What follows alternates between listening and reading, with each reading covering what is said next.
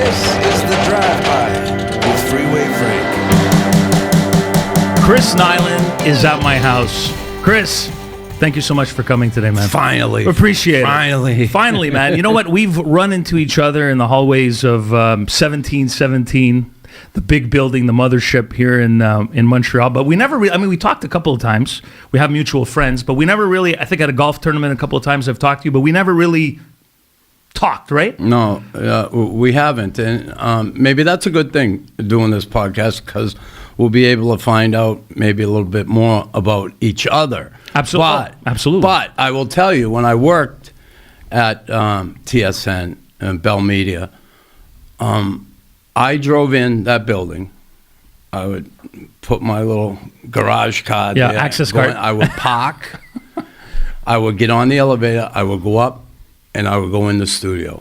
And I wasn't being a snob. I didn't want to get into all the bullshit and banter that goes on at times in those situations. And for me, coming from a different type atmosphere, coming into that atmosphere, I wanted nothing to do with it. And I didn't. And I might have come off at times maybe I was friendly to people. Hey, how you doing? No, hey, you were always cool. Yeah. I didn't want to stop and get into when the show was over, unless I had to go in and see Barry or Matthew, I would go right to the elevator, go down, get in the car, and leave.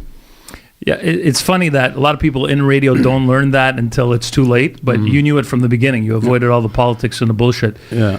When you played hockey, did you do similarly? Did you do, you tried to avoid anything and you went there, you played the game? No, that was just when TSN stuff, being in that office atmosphere. Okay, that you didn't like. But hockey, you were part of the in the whole locker thing. room, Yeah. that was different. It's nothing like nothing like broadcasting. Like that. No, nothing. So you were coming over the bridge here, I guess Champlain Bridge. You were when you called me. Yeah. Chris freaked the shit out of me. He calls me up and he says, "Frank, Nilan, Knuckles, I just stabbed my toe. I can't make it today." I was like, my toe. I can't make it. I was like, what? So the first, I was in the studio and you can't. The cell phone reception is not too good. So I'm like, I think I misheard what he just said. I went closer to a window. I was like, yeah, you stabbed your toe. Okay, and I accepted it. Like it was a valid excuse. Then I thought to myself for a split second, this is Chris Knuckles Nilan. This guy has been like run over by tanks. He's been in the biggest fights in hockey. He's sweet guy, but he's been, he's Chris Nilan. I go, he stabbed his toe, and you said, I'm just effing with you. I'll be there. I'm just stuck in a little bit of trouble. I come over the bridge. I'm never late for anything, and I knew I left with enough time to get here ahead of time. I was supposed to be here at 10:30, and when I hit the bridge, I come to the other side, and it was a standstill. So I just wanted to reach out and tell you I was close to Taschereau Boulevard. Yeah. And I'll be there shortly, and I figured I got to throw in. I stubbed my toe, and I figured you might have thought, Chris stubs his toe. That's exactly what I thought. And he can't do a podcast? Yeah. What a pussy he is. So, and I made it. So, on time. Well, I'm glad you're here. So, my late great father passed away 15 years ago. He was a big hockey fan. Guess who his favorite player was? Guy Lafleur. That was my favorite player, and I always had a fondness for you as well, Chris. But my dad's favorite player was you. Yeah. Well, that's awesome. He used to call you "Vina vedere." Whenever, come and see. Whenever a fight started, he'd say "Vina vedere," Nilan. He called you, and I think I've mentioned this to you before, Nilan, because he couldn't say Nilan. Yeah. Being an Italian guy, old Italian guy, Nilan. In the 80s, especially when you won the Stanley Cup with Montreal in 1986, you had a lot of fans. You could actually put pucks in the net. Okay, so you were a versatile player, and you were an enforcer. You were a fighter. When you look back at the type of game that you played to the type of game NHLers are playing today, do you still see a need? Because I still think fighting should exist in hockey. Do you still see it as essential in hockey as it was back in the 80s? I don't know how essential it is. When you look at how essential it was back in the day, I mean, you had a lot of guys who couldn't play that would fight. They'd sit there the whole game. I'll give you a perfect example. The brawl to end all brawls against Philadelphia before the game started. I ended up fighting Dave Brown. He had no jersey on. I fought him for like 7-8 minutes. Crazy. Off and on, taking a breather, fighting again. He had no jersey. It's tough to get any leverage with him, but I did. I found my way. I picked my way through it. But I was junk when that game started. I was just totally physically wiped out. The amount of energy I exerted in that fight and the length of time I fought, I had stiffened up my neck. I was just really drained. And the game started, and I had to play the whole game. I was playing on the checking line, and Dave Brown, I'm not even sure if he got a shift. So something like that, and when you look at that, I thought at times it was, but again, I'd hate to look at it and say, well, those guys didn't deserve to be there because they couldn't play, but, they were just okay players, and I believe, given more of an opportunity, they probably could have improved, but I was lucky to be with a team like Montreal who didn't want me to just be a fighter. They wanted to play. They wanted me to be more than that. They saw I had some ability, and they said, let's work with this kid and not just, sit in the bench. I couldn't have done the job I did if I was going to sit there all game. I would have not been a happy person. And, I get it, be the team player and everything, but to sit there all that time. Just to wait for a fight. Go ahead, you go out and fight. Yeah. I couldn't have done it. So, today's game, does it belong? Listen, I don't think they'll ever take it out, or should they ever take it out. I don't have a problem with two guys. I think it's a great outlet for two guys who maybe just have had it with each other in the game. Yeah. They're so frustrated with each other. One guy gives one guy maybe the stick. See, there's little things that go on a lot of people don't see, and maybe, just maybe, those guys get fed up, they drop their gloves, they fight, it's over, boom, go play the game. But the way it used to be, the brawls, the, guys, we're going, you just get out in a face-off, nothing happens, you just go out and fight. You fight. Those for days the sake of fighting. Yeah, I don't believe that should be in the game at all, but as an outlet for two guys that get fed up with each other, I don't have a problem with it. I have a podcast bar here full of booze, and my wife said, make sure, I told her your story, and I'm not a big drinker, but I have it here. I built it so that we could have a drink when I have my guests on the podcast. I always take a picture in front, and I decided to take a picture not in front of the bar with you. You're open about your sobriety and the fact that you were drinking back in the day. Did you mostly start, was this a problem from when you were young? Because I heard you started drinking mostly after your career was over, but when you were playing and when you were younger, was there an issue there as well? When did you first realize, because you do a lot of speeches, a lot of talks with kids, and when did you first realize there was a problem? Well, listen, anytime somebody like myself, you end up a drug addict and alcoholic like I am, it starts somewhere, you know. Now, when you get honest with yourself and you look, when I drink, I'll do drugs. It wasn't always that way. But they came together. But it happened. Yeah. It happened when I retired from the game, the drug part of it. Okay. I didn't do drugs when I played hockey. Never. There were a few times.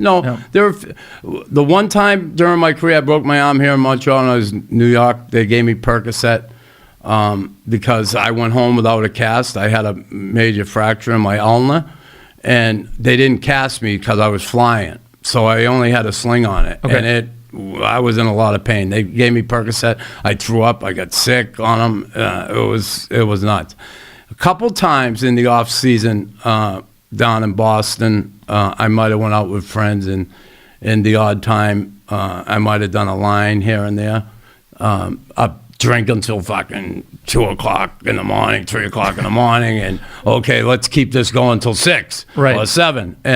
But very rarely. Off season. Yeah, never during the season. And when I say that, honest to God's truth, very, very rarely did I do that. I was always scared that, when I saw Rick Natchez, a teammate, get caught smoking a joint, and they suspended him for the year back in the day, it scared me, and I was worried about it. And plus, I wasn't really into the drug scene. No. I wasn't.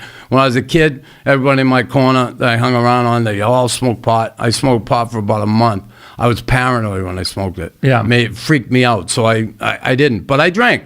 And when I got honest with myself and I look back over the course of my life, every problem I've ever had in my life, when I was a kid, with arrest, assault and batteries, felony charges, all before I played in the NHL, I was drinking every time. I was, alcohol was involved. And, I grew up in that environment. There was alcohol. We hung around the street corner. Weekends would come, we'd drink. Crazy shit as a kid. All kids go through that temptation, the peer pressure of drugs, alcohol. But, yeah, I drank, and drinking in that environment's one thing. And then the hockey environment, it was play hard, drink hard. And, harder. after games, even as kids growing up, when I was a young kid, then I get into high school and we'd have a game and maybe guys we'd meet somewhere afterwards and, we'd have a few beers. We'd go and do our thing. And then, college, even more so, you play 2 games a week and, man, after that game, you're going out. Yeah. And so drinking was always part of it. And then even more so when I got to the NHL, it was a big part of it when I got to the NHL.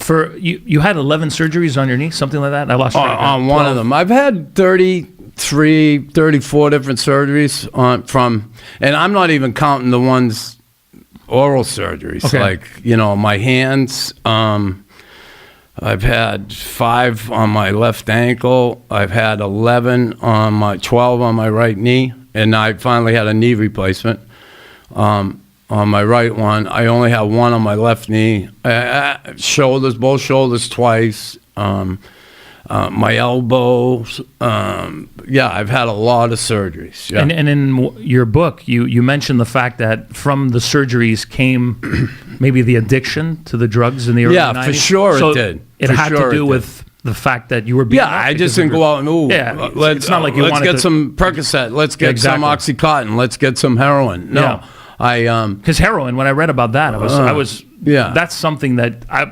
you're shocked as a hockey fan that and I'm funny. sure you were just as shocked that you found yourself. I wasn't in that shocked. No, I wasn't shocked. No, and I'll tell you why. Okay. Because when you're addicted to opiates, it's a place no one wants to be. Now, you're an alcoholic and you're in late stage alcoholism. When you stop, you can actually die from alcoholic seizures, stuff like that. Benzodiazepines, Valium, Xanax, all those things. When you come off of those, you can also have seizures and die. When you're coming off of opiates, you won't die. The time you'll die is before you're coming off them. Mm-hmm.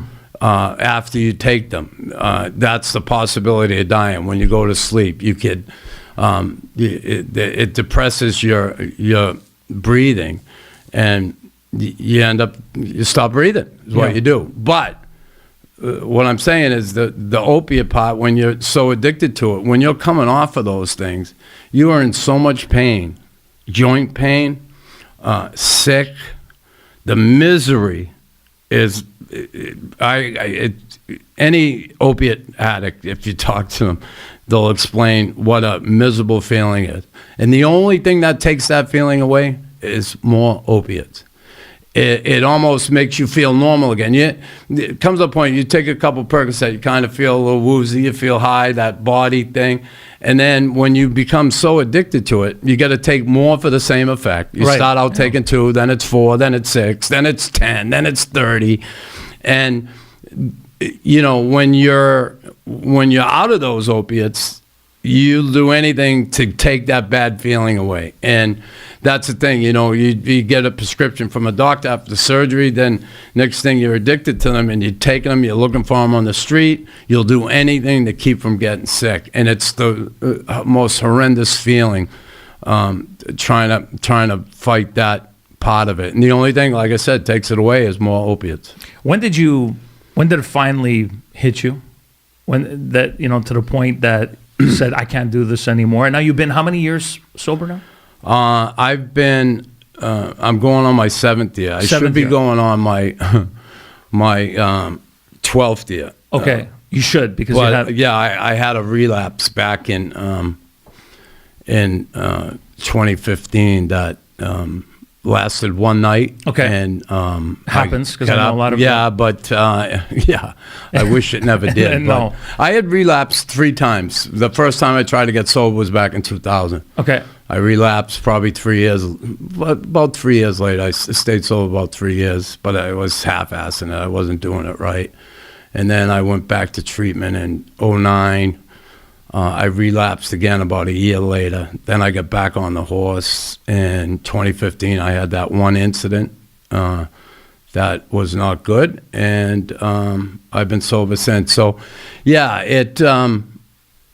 that one, it really bothered me because I really thought I can never get comfortable and think I got this thing licked because it's there, it's Always. creeping, it's on your back all the time, it's right on this shoulder, that shoulder. So, yeah, sobriety's been good to me, and I understand. It's easy to understand it. It's working it and doing the difficult, painful work that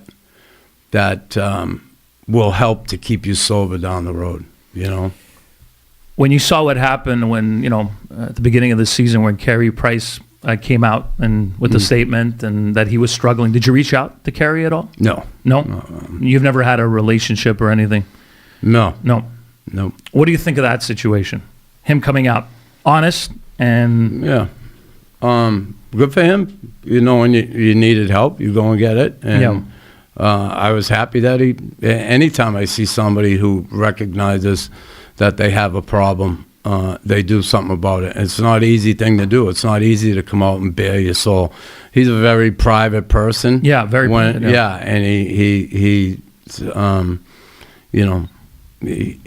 had to do something about his life, and he made that decision to do it. I applaud him for it. I just hope he's doing what it takes to stay sober. It's not an easy thing at all.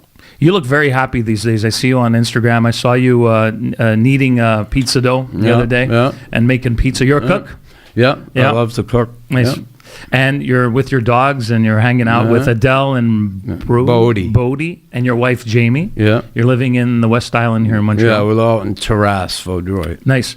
Yeah. And so life is good for you. Life is wonderful. Things are good. I've never been happier. When you made the transition from, even though you had been out of the hockey world for quite a bit of time, and then you decided, what made you decide to go into radio broadcasting? Was it something that? What? Because I heard, what made you decide this is what I want to do now for the next? How many years did you end up doing it? About 10 years. 10 years. Yeah. Okay. What made me go in? I had no other options, and the only option that was there was Mitch Melnick, who's the afternoon host on TSN. Great guy. And wonderful guy. And Mitch, he had me on. I was living out after I went into treatment. I was living out in Oregon. And I do hits with him. I watch the game and I do some hits with him. And we had some fun and we talk hockey and, I very outspoken about certain things in the game. Anyway, we had, after I got sober, we had talked. He said, would you ever be interested in doing radio? And I said, yeah, I'd love to, but well, he said, there'd be a possibility of maybe coming back here. You'd have to move back here to do it. And I said, I'd move back in a heartbeat. I had nothing going on. You were living in Boston at the No, time? I was Oregon? living in Oregon. Because you met Jamie for a couple of years in Oregon. Yeah, you we were met going in through Oregon. your treatment there. Right? Yeah. Okay.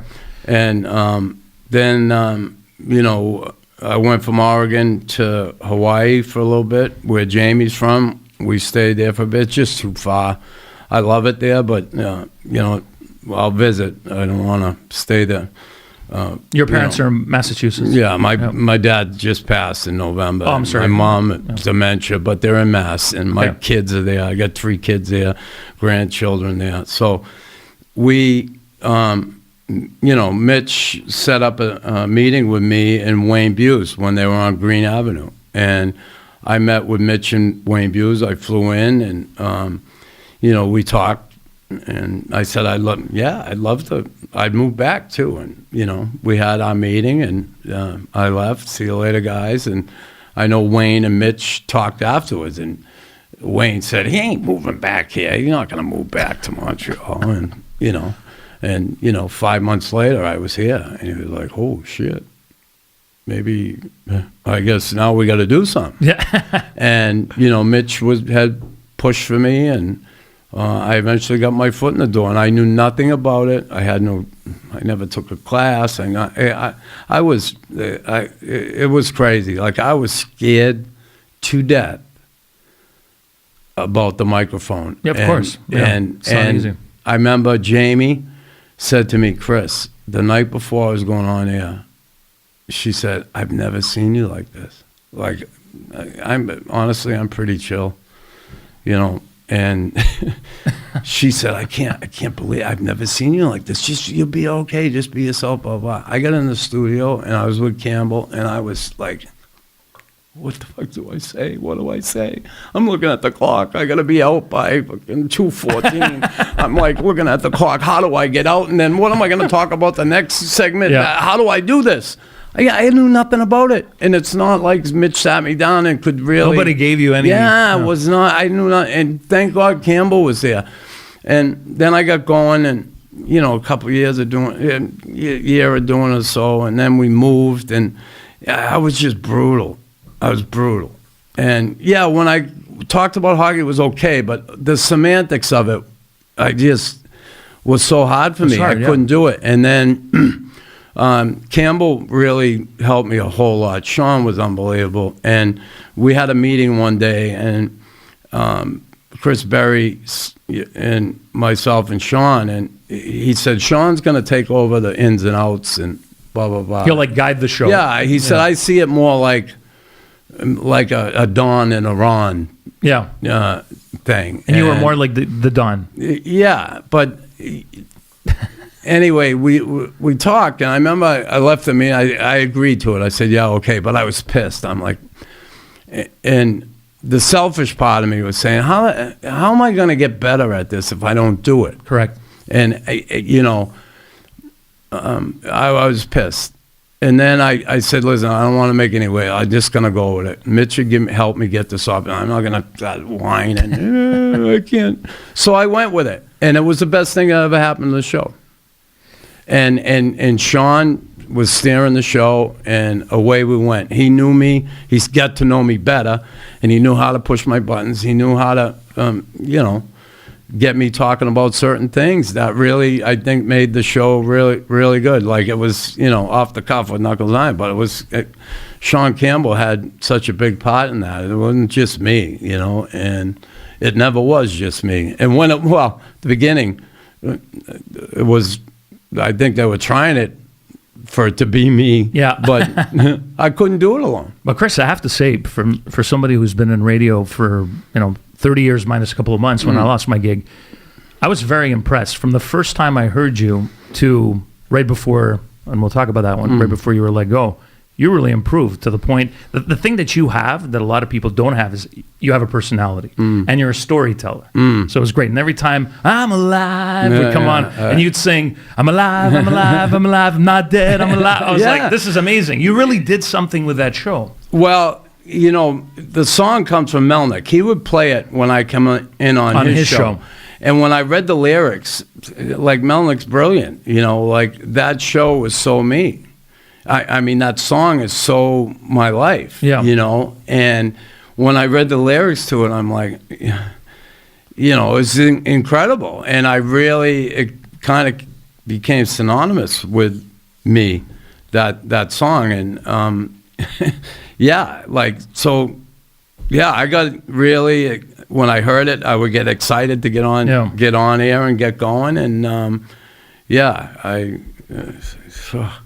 when I think. And the thing about you is you've always been a multi-dimensional character, a personality. You're a true man's man. You're a real guy. You're not afraid to say what's on your mind. So you're being on the air wasn't only about, and I'm sure now that you're going to be doing a podcast soon, you're not only going to want to do a podcast about hockey. You're going to want it to be multidimensional about other things too. Because I couldn't wait for you, like every year around Remembrance Day. See, I listened, man, and I listened to your stories. You talk about whether it was World War II, whatever the case is, veterans. You were big on that. It wasn't only about hockey.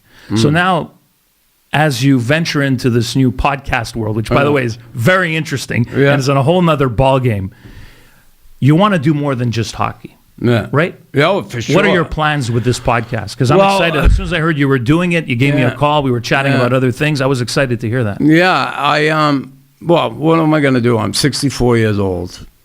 This is what we do I after. fired from the radio gig, and what am I going to do? Who's going to hire me?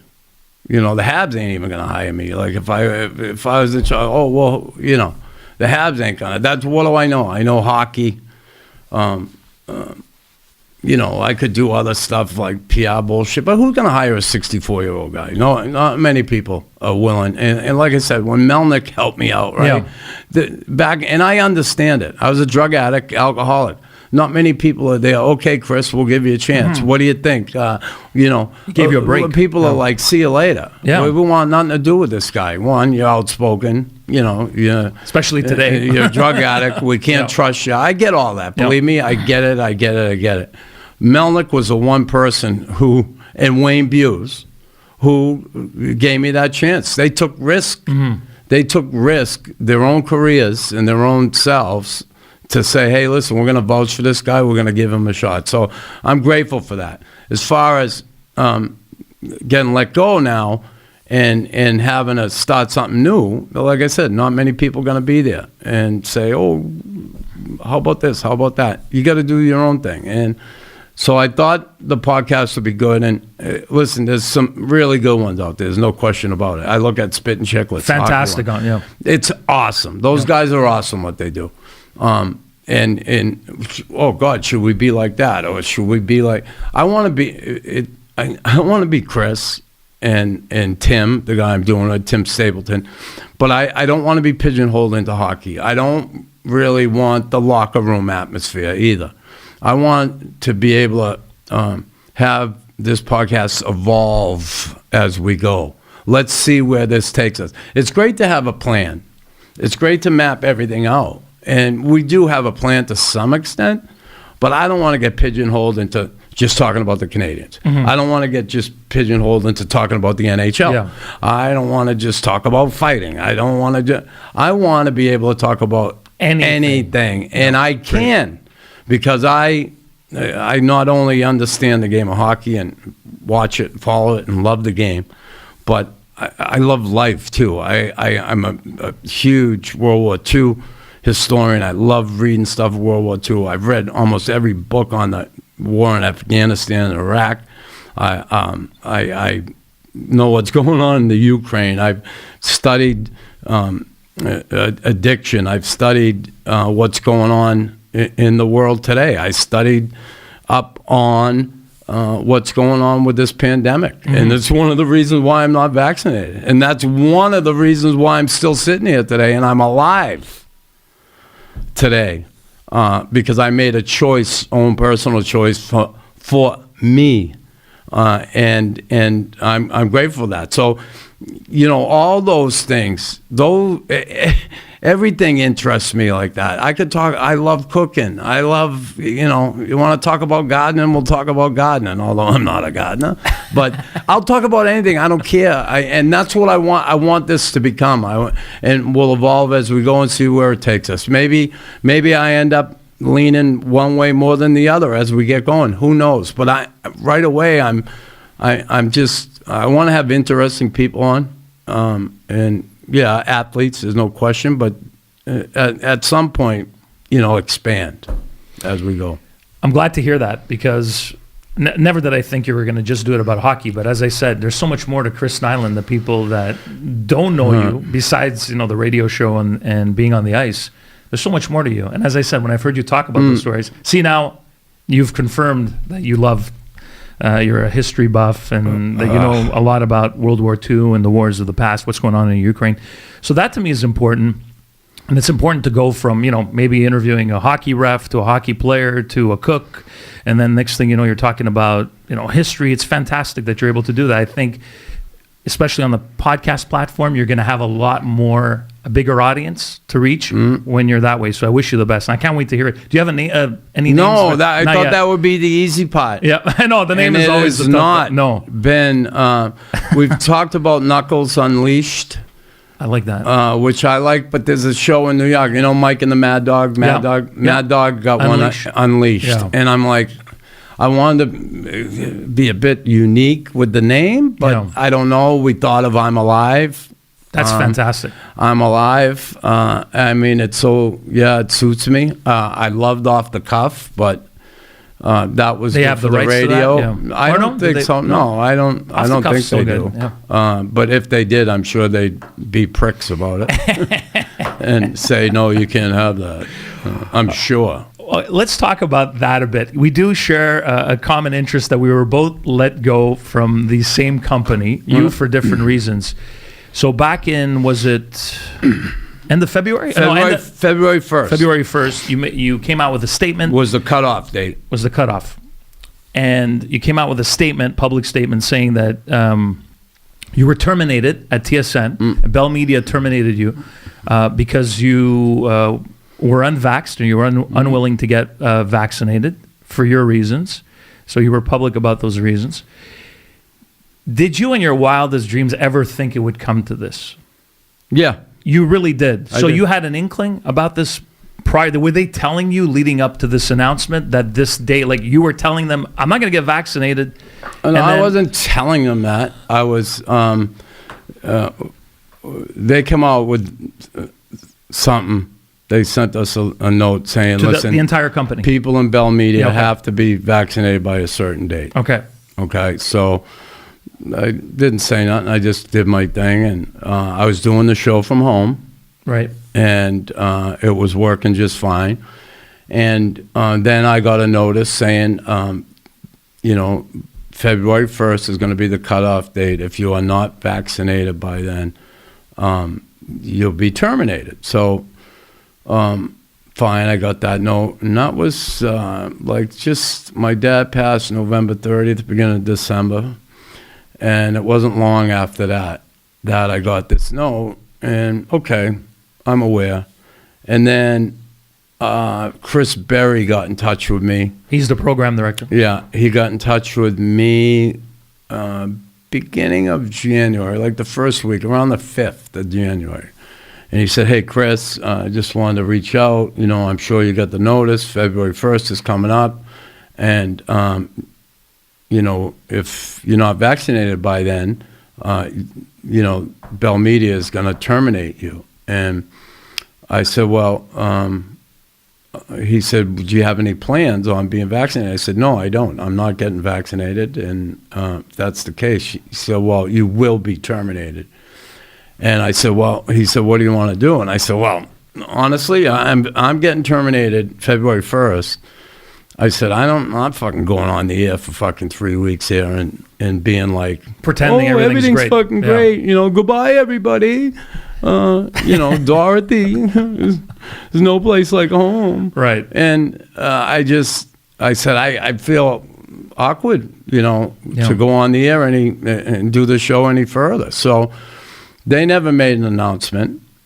People were reaching out to me, trying to get me, where's Knuckles? Where's Knuckles at? And I didn't want to come out and say anything. So I just kind of zipped it up. And then February 1st came, and, they said, you're terminated, no longer going to get paid. And I got Richie Gray, I think his name is it John Gray or Richie Gray, from Bell Media, sent me a note. You're done. You're terminated. And then he said, can you send me a little note back that you received this? And I just sent it, and he thanked me. Like, fucking, I was like, okay, yeah, thank you, yeah. So I was terminated, and I had spoken with Chris Berry, and he was like, Craig, it's like he was more fucking interested in what I was gonna say to Bell Media or about TSN. He said, Chris, this isn't about you. This is about policy at Bell Media, and you got to be careful what you say. This is a very small community, the radio business, and they don't even. And I said to him, I said, yeah, this is fucking insulting that you said that to me. Yeah. I said, fucking Wayne Buse and Mitch Melnick went out on a limb to get me an opportunity. Now I'm going to start fucking ripping everybody on this. And I said, I've never had a problem with you, and I've never had a problem with Matthew Wood. I said, honestly, it's insulting what you said to me. He said, well, I have to say it, for the company, for the company. I'm like, fuck right off. And he was more concerned about that than you. Yeah. Yeah. So fine. And I get it. Guys, big companies like that, they really don't care about people. It's like politicians is the same thing. Politicians do not give a fuck about anybody. When you say politicians, senators, representatives, not when they say have the good of the people in mind, first and foremost in their mind, they're so full of shit, and it's such a lie. And anyway, I was doing what I believed was right for me, and I was willing to make the sacrifices to stand up for what I believe, and certainly for my health, my own personal health. I've been through a ton of shit with health-wise, and I think I understand my body in ways a lot of people don't. I had an issue that I was concerned about, and one of those is clotting.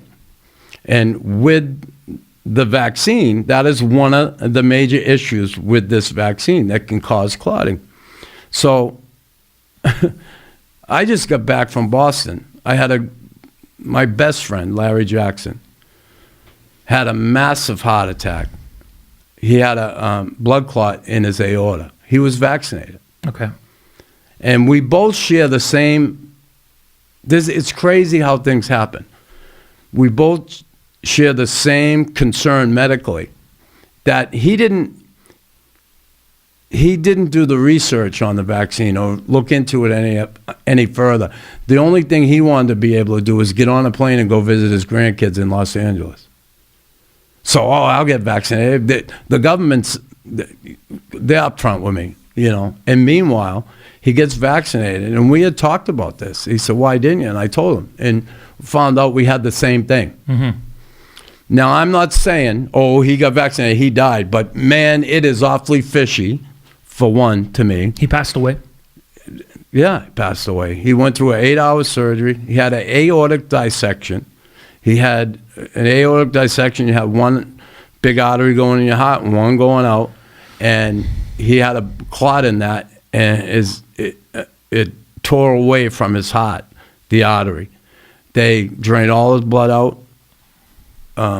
His body core temp went down to 15 degrees. They repaired it. They pumped his blood back in him, and he lasted about 8 days and passed away. Now, when that happened, I was like, I looked at Jamie. I was like, first of all, I was in tears. He's my best friend. Yeah. I just lost my dad.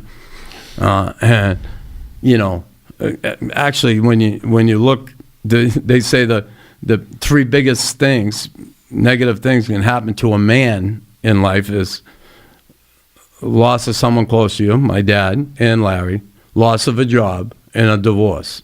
Now, I had two of them. Yeah, I had a divorce back in 2005, but I had two of them, and actually three of them in a short period of time. And it certainly wasn't fun. But that whole thing with this vaccine and trusting the government and trusting guys like Fauci and these idiots who get up there and discredit people, very good people in that same field, virology, and discredit them because they have a difference of opinion. Oh.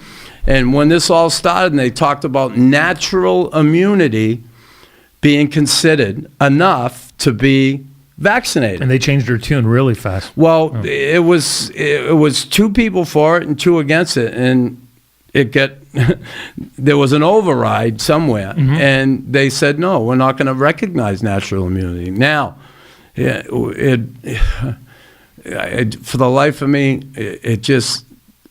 it made me not trust the government even more, and also realize that there's something else going on here. And usually when you do that, you follow the money. Now, I'm not saying this pandemic was fake. It wasn't. It was dangerous to elderly people and people with comorbidities. I get all of that. Yeah. But to think that everybody had to get this vaccine and it was good for everybody, when you look at the like crazy amount of death in the past couple years over this thing, and what bothers me, they don't try and make any correlation to people who died of different blood clots, stuff like that. They do not try and investigate to try and make the connection between vaccination and death.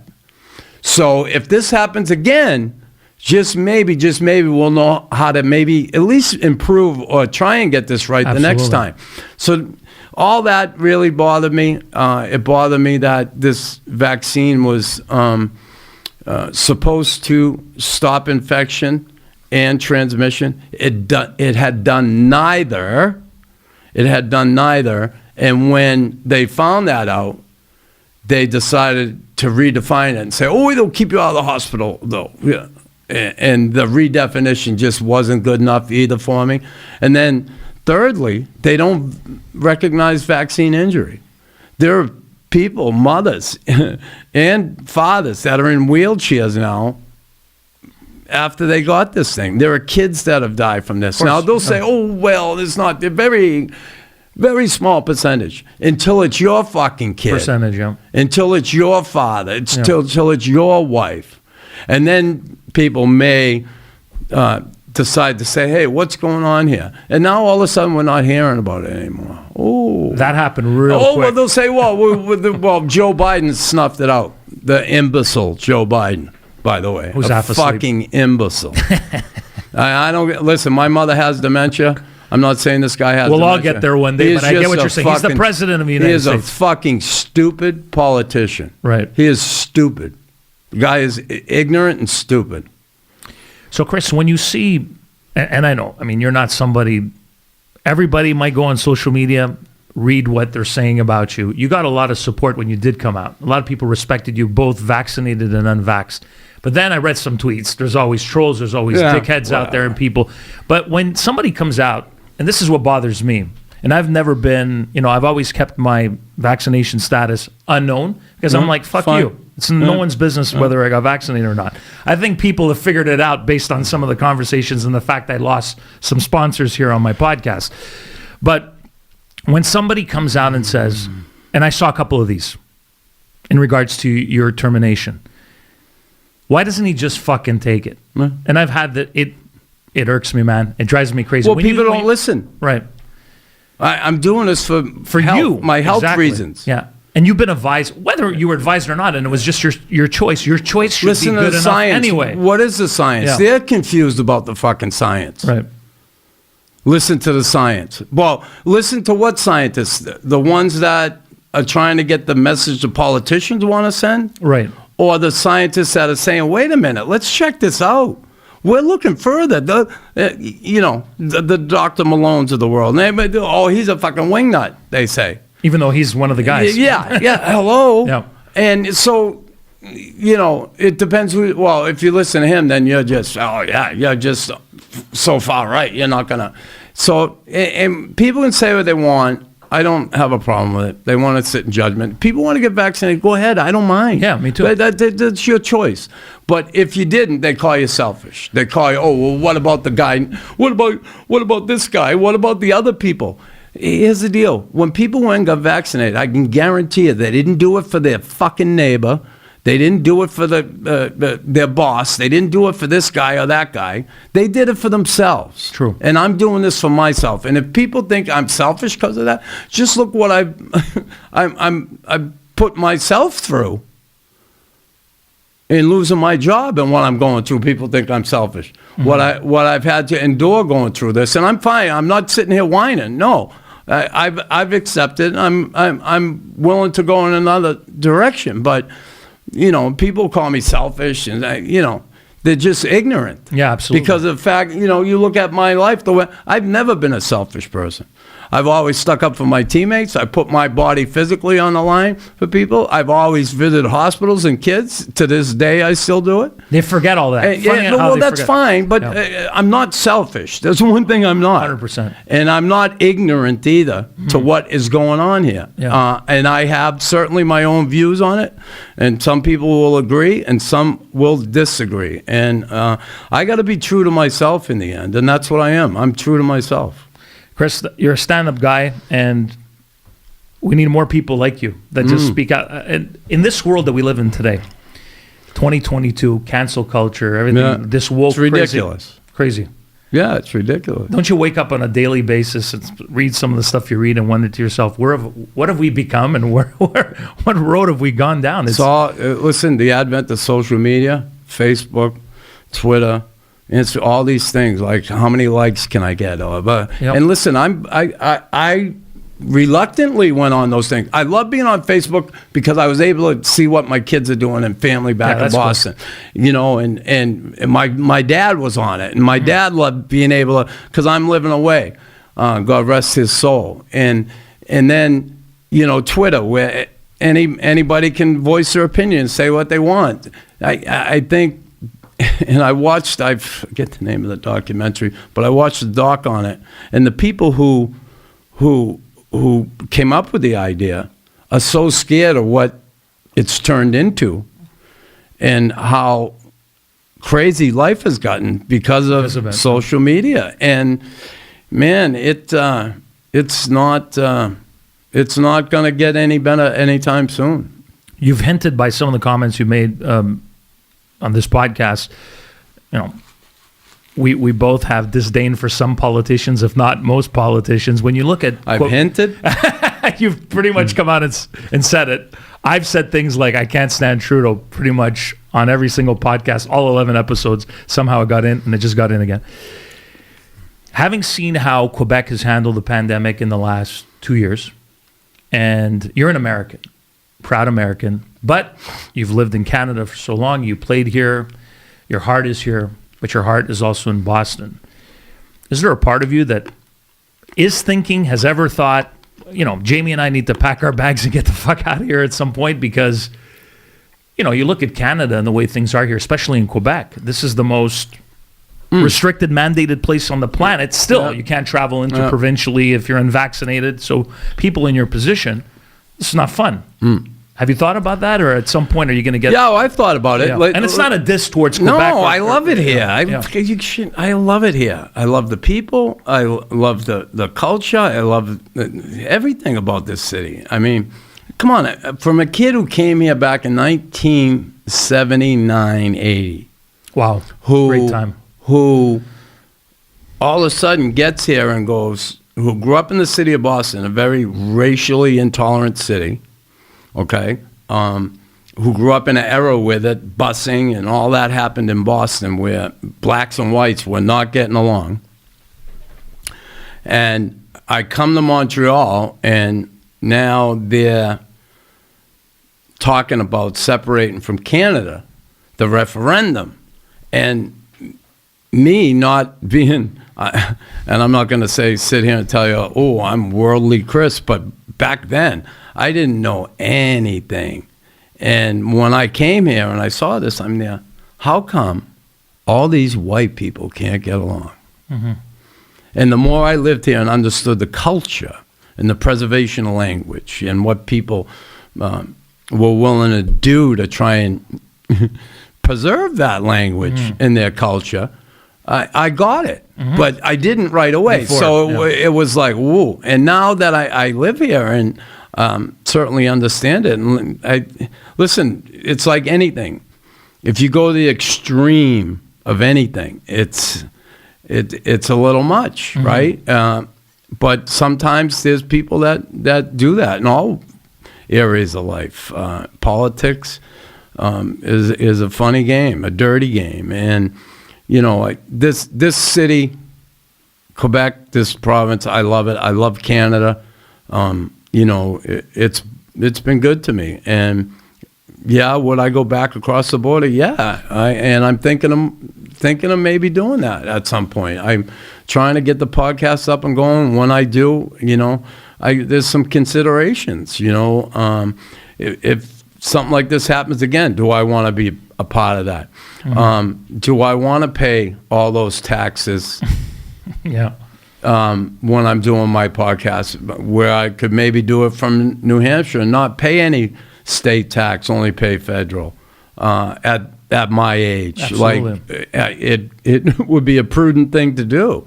So I'm looking at that. I'm not going to make any rash decisions right now, any big decisions. I'm just trying to get the boat going in the right direction, and it is.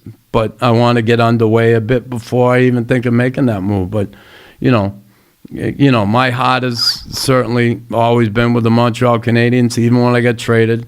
Passionate about the organization. I love the organization. I would have loved to work for the organization. I don't think that's ever going to happen. As an ambassador? Or yeah, I would love that. They've never offered that to you? No.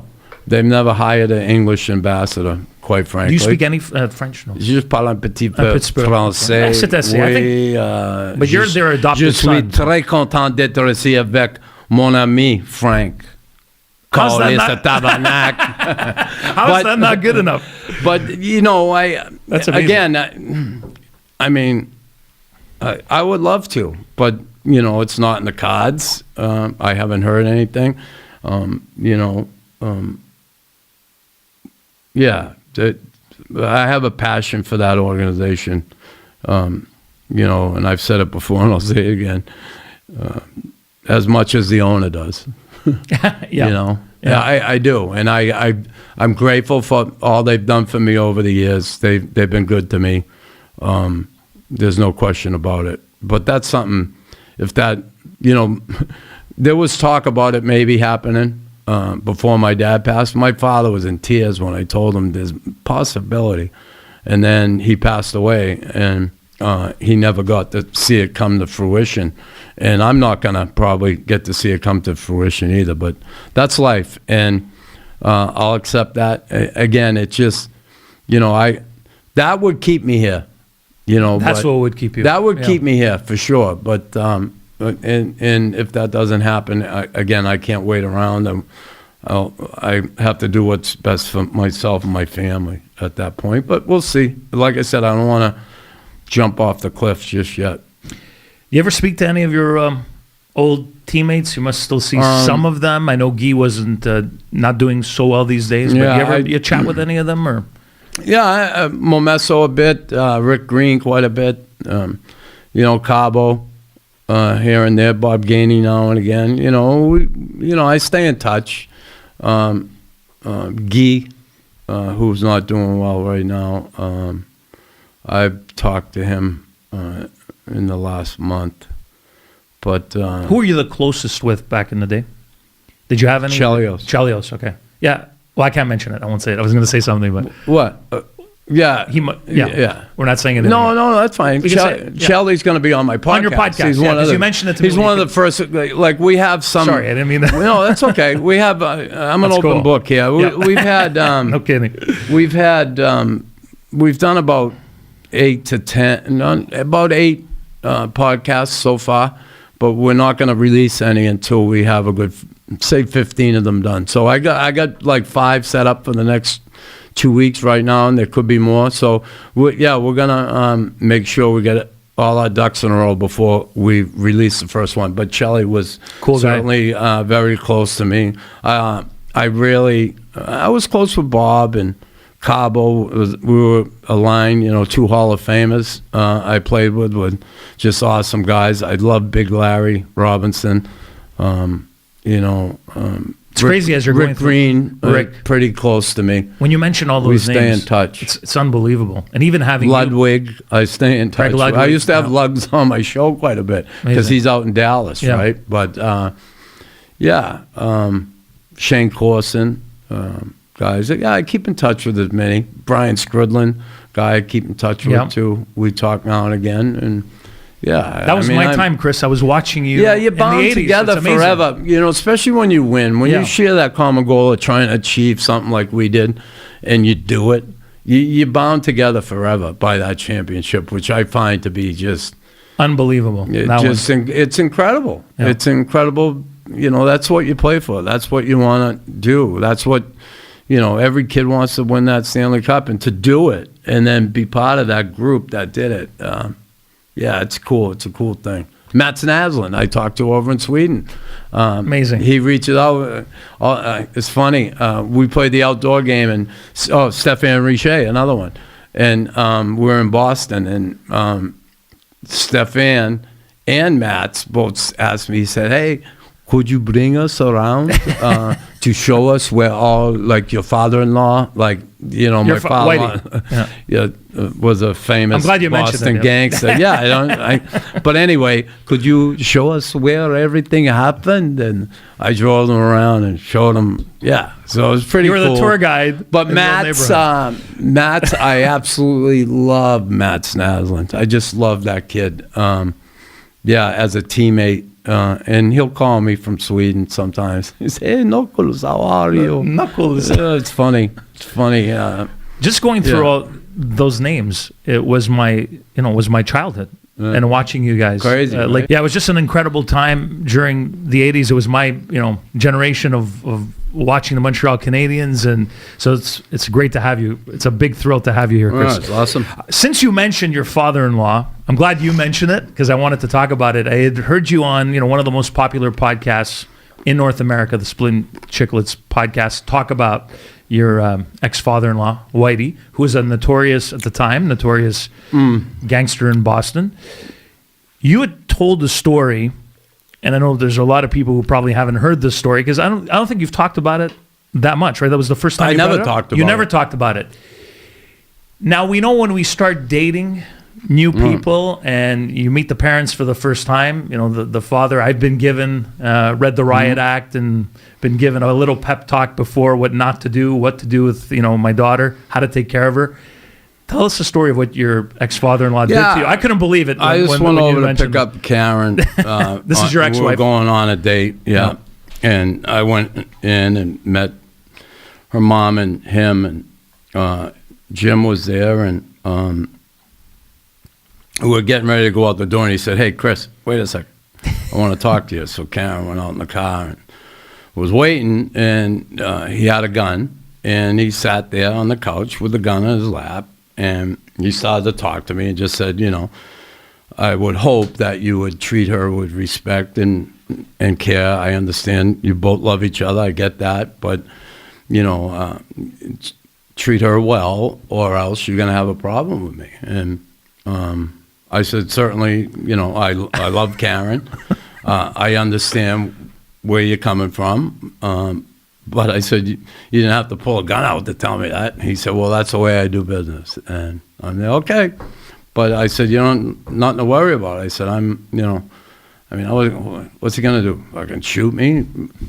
Like I'm going on the first date with her. I haven't even had a chance to fuck up yet. Yeah. And when he did that, what was...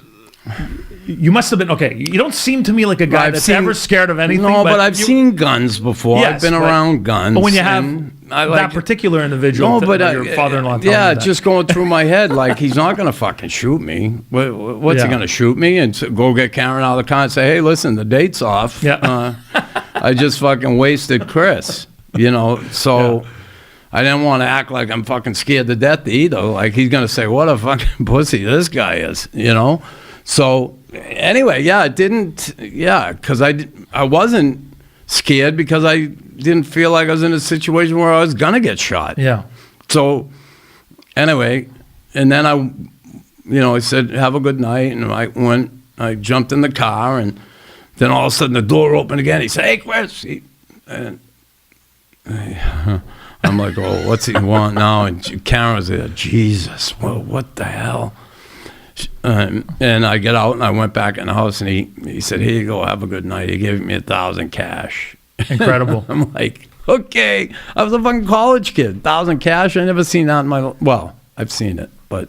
So you were still in college. This was maybe what, 1980? 79? No, no, 70, even before that, 77, 78. 70, okay. Right around. Yeah. I had just been drafted not Okay. long. So you were already drafted by the I was Habs? drafted in June that year. So it's probably, it was like July. Did he know he was pulling a gun on a drafted former, I'm not sure at the time. At the I don't. He knew I played hockey and stuff at Northeast. Didn't and give all a that shit. stuff. Yeah. So, it wasn't again a big deal, but listen, I heard of him. I knew of him, like a lot of people did, and I've always had a good relationship with him. He was up here for the Stanley Cup parade. He went to the Queen Elizabeth with all the team.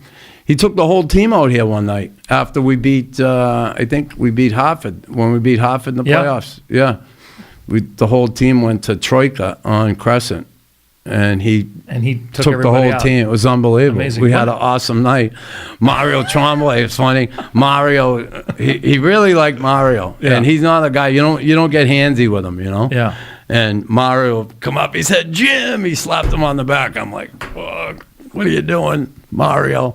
And he said, and he always told me, "I love that Tremblay guy." Yeah. But. He just he was a different cat, and that's the life he grew up in, and that's, It was. Yeah, it's craziness. But again, he never interfered with my life anyway, never expected anything from me that way, and didn't want me around that stuff, Like we'd have dinner all the time at Karen's mom's house, my mother-in-law, and so...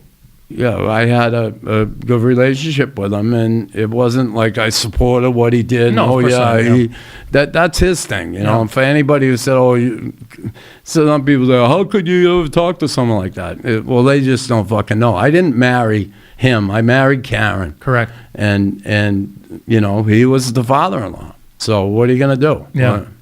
He passed away a couple of years ago. He was murdered in prison. Yeah. When was the last time? Sitting in a wheelchair. After he got arrested, the last time I spoke with him. Okay, I spoke with him at Plymouth County House of Correction, where it was awaiting trial, and we had a long talk. I reconnected him with my mother-in-law because when he took off the first time, my mother-in-law went with him. Okay. Teresa. And she didn't want to stay. She was gone for like 6 months and said, I can't do this. I miss my kids. I miss the grandkids. Mm-hmm. So he dropped her off. Actually, he dropped her off. I picked her up. After he dropped her off, I never saw him. And then this another woman that he had been dating, apparently, over the course of the years, ended up going on the run with him and stayed with him till the end. And I think she just got out of jail maybe a year or two years ago or something like that. But yeah, I mean, that life, you're seeing enough here in Montreal that goes on. Yeah. And, that's... and I'm sure, over the years of being here and you've met interesting characters. I've met interesting, and they've always been nice to me. So I met and I always thought he was a sweetheart of a guy, Joe DeMalo. I met him years ago. He worked the door at Gatsby's, and I saw how his life ended in his driveway. But was always a sweetheart. To you especially. Like I saw him. Hey, how are you? Exactly. Never. That's it. But a lot of those guys are like that. Mm-hmm. Some aren't.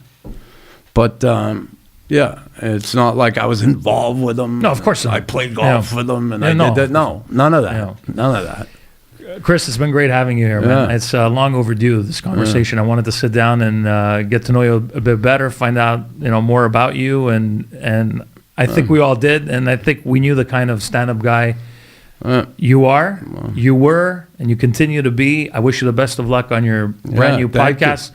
We'll be mentioning the name at some point in the future. God, I'm alive, maybe. Who knows? Who knows?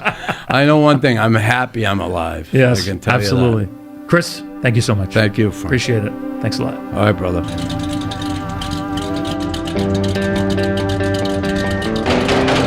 This is the Drive-By with Freeway Frank.